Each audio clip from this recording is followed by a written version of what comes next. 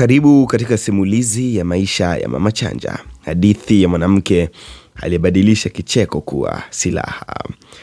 Simulizi hii itaenda kukugusa hisia zako mwanzo hadi mwisho, aliyoyapitia akiwa bado mdogo, kupambana kwake mpaka hivi sasa kuwa mwanadada maarufu zaidi katika mtandao wa Instagram.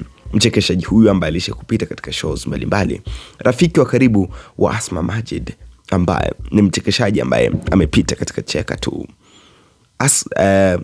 Mama Chanja, unapozungumzia historia yake hutoacha kumtaja kijana ambaye amechukuliwa akimwita Mama Chanja kama mama. Kijana huyu mcheshi kweli kweli, Msukuma wa Geita, ambaye hivi sasa watu wengi wamekuwa wakimfurahia sana kwa vituko vyake. Karibu nikupishe katika simulizi hii na historia hii mwanzo hadi mwisho. Mimi ni Todd Alexander Scott. Hii ni Usiku TV. Mama Chanja alizaliwa katika familia ya kawaida sana katika mtaa wa watu wanaoishi kwa jasho la matumaini. Hakuzaliwa na bahati ya utajiri, bali alizaliwa na kipaji cha kutazama dunia kwa jicho la ucheshi. Tangu akiwa mtoto alipenda kuiga watu wazima, kuwasimulia majirani visa vya kuchekesha, na mara nyingi alijikuta kila adhabu kwa sababu ya kuongea sana. Nilikuwa mtoto ambaye hata akilia watu wanacheka. Nilijua mapema kabisa kwa kicheko ni lugha yangu. Nukuu ya mahojiano ambayo inatoka katika moja kati ya interview za Mama Chanja. Alipita elimu ya msingi kama mtoto wa wengine katika mtaa ya kawaida. Shule haikuwa rahisi. Uhaba wa ada, sare na vifaa ulimkumba kama watoto wengi wa Kitanzania.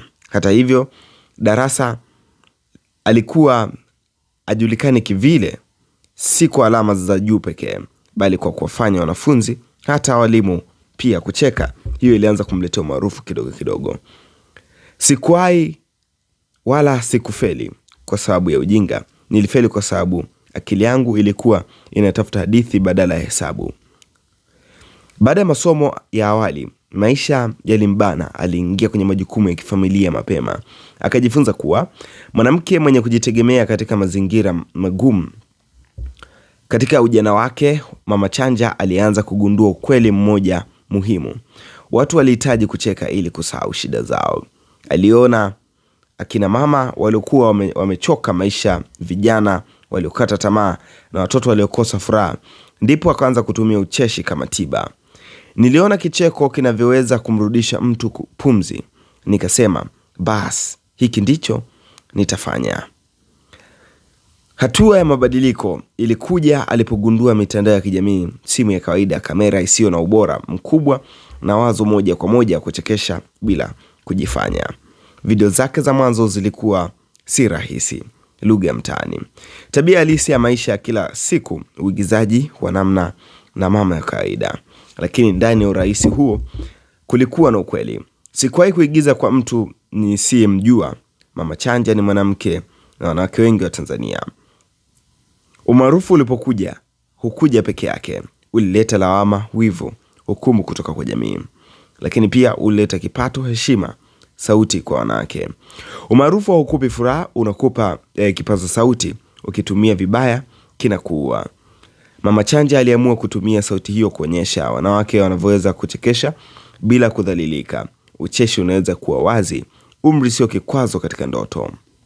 Kupitia kazi yake, alianza kuona mabadiliko ya maisha, kujitegemea kifedha, kusaidia familia, kuhamasisha wanawake wengine, lakini bado anabaki kwa mnyenyekevu. Leo hii ninaonekana, kesho naweza kupotea. Kinachobaki ni namna nilivyogusa maisha ya watu. Nukuu kutoka katika mahojiano. Ndoto yake ni moja, kuona sanaa ya ucheshi ikiheshimiwa kama taaluma kamili. Mama Chanja si tu jina, ni alama ya wanawake wa kawaida anayethubutu kwa sauti ya kicheko katika dunia iliyojaa huzuni, hadithi ya ujasiri, ubunifu na kujiamini. Ingawa mpaka sasa hamna taarifa kamili kuhusiana na kuzaliwa kwake, lakini anajulikana sana kama Mama Chanja kwenye mtandao wa kijamii kama Facebook, TikTok, Instagram, na pia kwenye video za YouTube na reels mbalimbali.